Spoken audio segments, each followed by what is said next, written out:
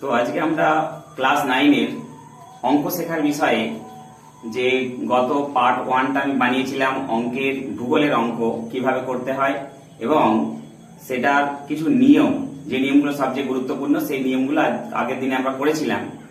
তো তার বেসিসে আজকে আমি তোমাদেরকে একটা নতুন অঙ্ক করে দেখাবো এবং সেই অঙ্কটার আগের নিয়মগুলোর সঙ্গে সঙ্গে তোমরা এখন অঙ্কটা কিভাবে করছি সেই নিয়মগুলো খুব ভালো করে লক্ষ্য করো এবং ঠিকঠাক ভাবে শোনো। আশা করছি বোঝাতে পারবো। দেখো, আমি একটা অঙ্ক তুলে নিয়েছি এখানে। অঙ্কটা কি? কলকাতা ও সিওলের দ্রাঘিমা যথাক্রমে 88 ডিগ্রি 30 মিনিট পূর্ব এবং 127 ডিগ্রি 6 মিনিট পূর্ব। কলকাতার স্থানীয় সময় যখন দুপুর 12টা, তখন সিওলের স্থানীয় সময় কত হবে? তো বোর্ডে তোমরা দেখতে পাচ্ছ আমি একটা ছবি এঁকে নিয়েছি। তো এখানে একটু বলে রাখি যে তোমরা যখন অঙ্কটা করবে এরকম ম্যানুয়ালি একটা ছবি তোমরা এঁকে নেবে। কেন না, তোমার অঙ্কটাতে কি কি পরিসংখ্যান কিভাবে দেওয়া আছে, তাহলে সহজভাবে সেটাকে আমরা বুঝতে পারবো যে হ্যাঁ আমার পরিসংখ্যানগুলো কি কি আছে। দেখো এখানে সমস্ত পরিসংখ্যানগুলো আমি তুলে নিয়েছি। কি না, কলকাতার দ্রাঘিমা কত বলা আছে? 88 ডিগ্রি 30 মিনিট পূর্ব। আর সিওলের দ্রাঘিমা কত বলা আছে? 127 ডিগ্রি 6 মিনিট পূর্ব। যেহেতু সিওলের দ্রাঘিমা বেশি সেই জন্য সে বেশি পূর্ব দিকে আছে, আর যেহেতু কলকাতার দ্রাঘিমা কম সেই হিসাবে সে কিছুটা পশ্চিম দিকে আছে। কিছুটা পশ্চিম দিকে কার তুলনায়? না হচ্ছে সিওলের তুলনায়। ঠিক আছে, এইবার আমরা অঙ্কটা শুরু করব। এখানে ভালো করে লক্ষ্য করো যে দুটো স্থানে যেহেতু দ্রাঘিমা বলে দিয়েছে, তাহলে আমাকে প্রথম যেটা বের করতে হবে উভয় স্থানের দ্রাঘিমার পার্থক্যটা বের করে নিতে হবে। তাহলে আমরা লিখব উভয় স্থানের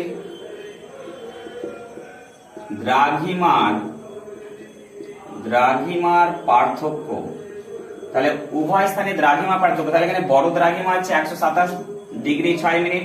তাহলে ওটাকে আমরা কোথায়? উপরেতে লিখবো 6 মিনিট, আর নিচেতে কি লিখবো? 88 ডিগ্রি 30 মিনিট। এখানে একটা জিনিস আমাকে বলতে হবে, যেটা আছে দ্রাঘিমার বিয়োগের ক্ষেত্রে যে জিনিসগুলো মাথায় রাখতে হবে সেটা হচ্ছে কি, মিনিটের বিয়োগ মিনিটের ঘরেই করতে হবে, আর ডিগ্রির বিয়োগ ডিগ্রির ঘরেতেই করতে হবে। তার মানে এখানে 6 সরাসরি নেমে যাবে তা কিন্তু নয়। ধরে না, তাহলে উপরে কত লেখা আছে? 0.6 মানে 6 লেখা আছে, নিচে কত লেখা আছে? 30। তো বিয়োগের নিয়ম অনুযায়ী 6 থেকে আমরা 30 বিয়োগ করতে পারি না। তখন আমরা কি করব না, এই 1 ডিগ্রি থেকে ধার করে আমরা কার ঘরে বসাবো? না মিনিটের ঘরে বসাবো। আমরা জানি 1 ডিগ্রি সমান কত মিনিট? 1 ডিগ্রি সমান কত মিনিট জানি আমরা? না 60 মিনিট, তাই তো? তাহলে 1 ডিগ্রি ধার করে যদি আমরা এখানে 60 মিনিট বসাই, 60 মিনিট, তাহলে সেই ক্ষেত্রে এটা কত হয়ে যায়? 60 প্লাস 6 সমান কত হবে? 66। তাহলে উপরে হয়ে গেল 66, নিচে কত আছে? 30। তাহলে 66 থেকে আমরা সহজেই 30 বিয়োগ করে ফেলতে পারবো। তাহলে এটার উত্তর কত হলো? না 36 মিনিট। কত মিনিট হলো? 36 মিনিট।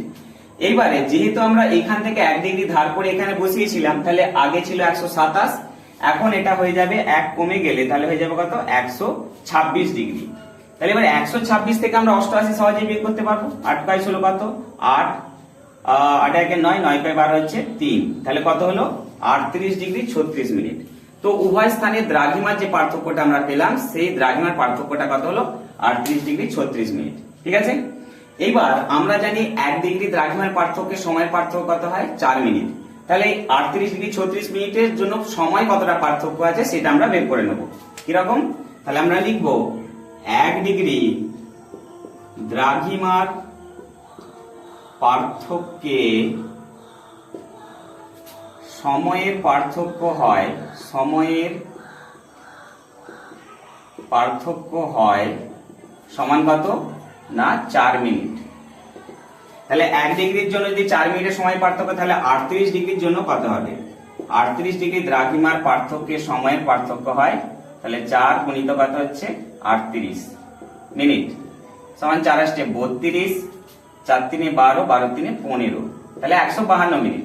এবারে 152 মিনিটটাকে আমরা কিসে নিয়ে চলে যাব? না ঘন্টায়। ঘন্টায় নিয়ে দেখলে কত দিয়ে ভাগ করতে হবে? না 60 দিয়ে। তাহলে 60 দিয়ে তোমরা অন্য জায়গায় করে দেখো, তবু তাহলে কত হবে? 2 ঘন্টা। 60 গুণ 120, আর এইদিকে হচ্ছে তাহলে 32। তাহলে 2 ঘন্টা 32 মিনিট। তাহলে 38 ডিগ্রির জন্য সময়ের ব্যবধানটা কত পেলাম? 2 ঘন্টা 32 মিনিট। দেখো এখনো কিন্তু 36 মিনিট দ্রাঘিমাটা আমাদের রয়ে গেছে, তাহলে ওইটারও মান আমাকে বের করতে হবে। আবার আমরা জানি 1 মিনিট দ্রাঘিমার পার্থক্যে সময়ের পার্থক্য হয় কত? না হচ্ছে 4 সেকেন্ড। 4 সেকেন্ড। 1 মিনিট দ্রাঘিমার পার্থক্য সময়ের পার্থক্য হয় কত? 4 সেকেন্ড। আর এখানে কত মিনিট আছে? 36 মিনিট। দ্রাঘিমার পার্থক্যে সময়ের পার্থক্য হয়, তাহলে 4 গুণিত কত হবে? 36 সেকেন্ড। তাহলে এটাকে যদি আমরা গুণ করে দিই, 4 6 24, 4 3 12 দিয়ে কত? 14। তো যেহেতু এটা 144 সেকেন্ড বেরিয়েছে, 144 সেকেন্ডটাকে আমরা আবার কিসে নিয়ে যাবো? মিনিটে নিয়ে যাবো। কত দিয়ে ভাগ করে? 60 দিয়ে। তাহলে এটাকে যদি 60 দিয়ে ভাগ করা হয়, তাহলে এটা সমান কি হবে? 2 মিনিট কত সেকেন্ড? 60 গুণ 120, তাহলে 2 মিনিট 24 সেকেন্ড। বিষয়টা বোঝা গেছে? তাহলে প্রথম ক্ষেত্রে 2 ঘন্টা 32 মিনিট পেয়েছিলাম, 38 ডিগ্রির জন্য বের করেছি। 36 মিনিটে আমরা কত পেলাম? 2 মিনিট 24 সেকেন্ড। তাহলে মোট যদি সময়ের পার্থক্যটা বের করতে হয়, তাহলে আমাকে কি করতে হবে? এটার সঙ্গে এটাকে আবার যোগ করে দিতে হবে। তাহলে আমরা এবারে লিখবো, অতএব দুটি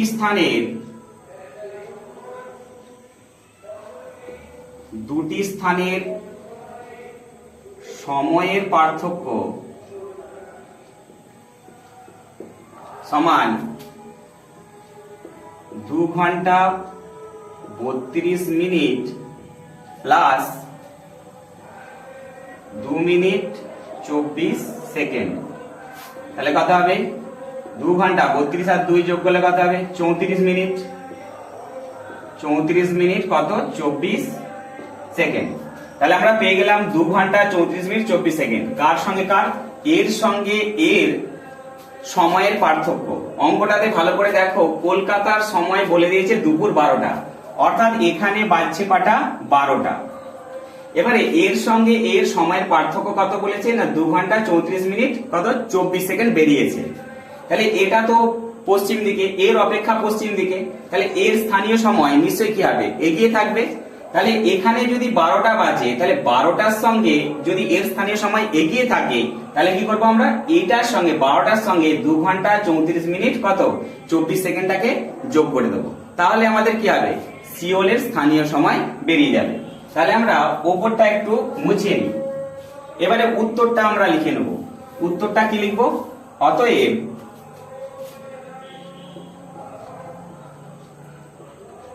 সিওলের স্থানীয় সময় সমান, তাহলে এখানে এর সঙ্গে কোনটা যোগ করবো? এইটা। তাহলে দুপুর 12টা প্লাস 2 ঘন্টা 34 মিনিট 24 সেকেন্ড। তাহলে 12টার সঙ্গে 2 ঘন্টা যোগ করলে কত হবে?